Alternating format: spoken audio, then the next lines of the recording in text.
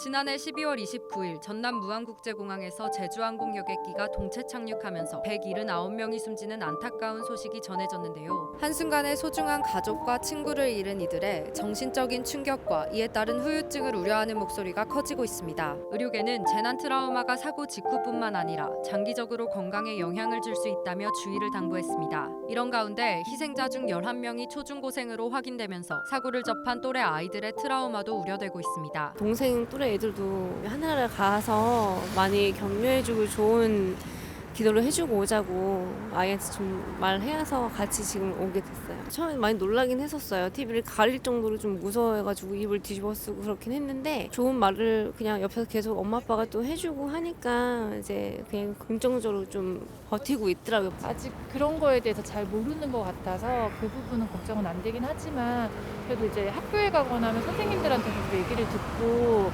놀이터에서도 그 얘기를 하더라고요. 아이들한테 더 이상은 그런 슬픈 뉴스가 나오지 않는 게 더 좋을 것 같아요. 아이들한테 기억에 오래 남아지지 않을까 또는 뭐 다른 일들을 할 때 생각이 좀 나지 않을까 생각은 들어요. 네. 아이들은 화면, 소리 등 외부 자극으로부터 자신을 보호하기 어렵기 때문에 트라우마에도 취약한 것으로 알려졌는데요. 피해자와 같은 학교나 같은 지역에 있다던가 개인적인 연결고리에 있는 아이들은 더 심리적인 취약성이 높을 수 있다고 볼 수 있을 것 같고요. 기질적으로도 불안정성이 높았던 아이들, 이런 경우에는 훨씬 더 위험성이 좀 높아서 관심과 배려가 좀 더 필요할 트라우마 증상은 사람마다 다양하게 나타나는데요. 일반적으로 긴장과 불안이 높아져 수면이나 식사 패턴이 변화하고 집중력이 떨어지는 등 일상생활에 어려움이 생긴다고 합니다. 하지만 아이들의 경우 트라우마 반응을 제대로 표출하기 어려워 겉으로 보기엔 평소와 별로 차이가 없는 것처럼 느껴질 수 있다고 하는데요. 그렇다면 트라우마로부터 아이들을 지키기 위해선 어떻게 해야 할까요? 미취학 아동의 경우 화면이나 소리 등 환경에 쉽게 영향을 받을 수 있어 주변 사람들의 세심한 관찰이 필요하다고 합니다. 반면 스마트폰 등을 통해 자극에 노출되기 쉬운 연령대의 경우에는 이를 선별해 받아들이는 연습이 필요하죠.